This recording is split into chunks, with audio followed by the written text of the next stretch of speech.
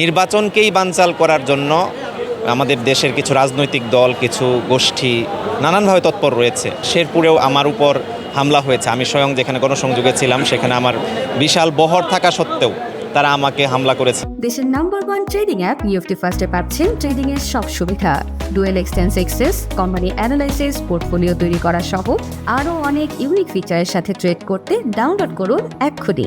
জুলাই গণ অভ্যুত্থানের মাধ্যমে আমরা একটি স্বাভাবিক পরিবেশ চেয়েছি এবং এটির জন্যই আমরা লড়াই করছি। আমাদের আমিরে জামাত ডাক্তার শফিকুর রহমান তিনিও এটি বলেছেন যে আমাদের লড়াই আরও বাকি রয়েছে, আরও মৌলিক কিছু বিষয়কে সামনে রেখে, যেমন দুর্নীতির বিরুদ্ধে তিনি একটি লড়াই ঘোষণা করেছেন। আমরা সেই লড়াইটা করতে চাই এবং আগামী দিনে জামাত ক্ষমতায় গেলে সেই লড়াই আমরা বিজয়ী হব বলে আমরা বিশ্বাস করি। কিন্তু আমরা দেখছি যে এই বিষয়টিকে সামনে রেখে নির্বাচনকেই বানচাল করার জন্য আমাদের দেশের কিছু রাজনৈতিক দল, কিছু গোষ্ঠী নানানভাবে তৎপর রয়েছে। আপনারা দেখেছেন আমার শেরপুরেও আমার উপর হামলা হয়েছে। আমি স্বয়ং যেখানে গণসংযোগে ছিলাম সেখানে আমার বিশাল বহর থাকা সত্ত্বেও তারা আমাকে হামলা করেছে। আমরা ধৈর্যের সাথে সেটা মোকাবেলা করেছি। আমরা কোনোভাবে সহিংসতার পথ বেছে নিইনি। মানে কি, আসলে আমরা চাই বাংলাদেশের শান্তি, বাংলাদেশের শৃঙ্খলা। তো সেই জায়গায় আমরা এখন রাষ্ট্রকে, সরকারকে বলবো যে তারা যেন খুব দ্রুত এরকম সন্ত্রাসী যারা আছে তাদের বিরুদ্ধে ব্যবস্থা নিতে পারে।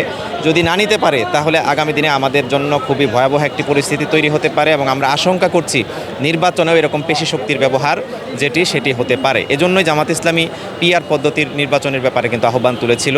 আমরা মনে করি যে জুলাই সনদ যেটি স্বাক্ষরিত হয়েছে এবং সেটি গণভোটের মাধ্যমে সিদ্ধান্তের দিকে যাবে, এর মাধ্যমে বাংলাদেশে একটি নতুন ধারার রাজনীতিতে প্রবেশ করবে ইনশাল্লাহ। সেখানে কোনো সন্ত্রাস, কোনো চাঁদাবাজ, কোনো দুর্নীতিবাজ, ঘুষখোর এদের আসলে স্থান থাকবে না। এটা তরুণ প্রজন্মও চাচ্ছে না।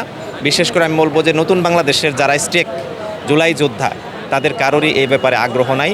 সুতরাং আগামী দিনে বাংলাদেশ হবে ইসলামের, বাংলাদেশ হবে জামাত ইসলামীর এবং আমরা সেই আন্দোলনে বিজয় লাভ করবো ইনশাআল্লাহ। নির্বাচন বানচাল করার জন্য কেউ উদ্যোগ নিচ্ছে এরকম নয়, হয়তো কেউ হেরে যাওয়ার ভয়ে নির্বাচন থেকে সরে দাঁড়ানোর উদ্যোগ নিচ্ছে অথবা একটু পিছিয়ে দেওয়ার চেষ্টা চালাচ্ছে, কিন্তু নির্বাচন বানচাল হয়তো কেউ চাচ্ছে না।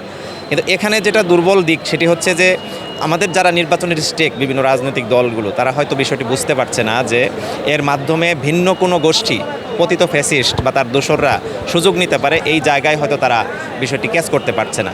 এজন্য তারা দেখা যাচ্ছে তাদের সুরে, তাদের এজেন্ডায় এখানে কর্মসূচি দিচ্ছে, এখানে কথা বলছে, বিরোধিতা করছে।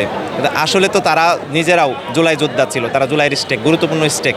এই জায়গায় এসে এখন জুলাই সনদকে অস্বীকার করা মানে আমি বলবো যে এটি আমাদের শহীদদের সাথে, আহতদের সাথে, পঙ্গুত্ব বরণকারী যারা আছে এবং জুলাই যোদ্ধা তাদের সাথে একটা প্রতারণা।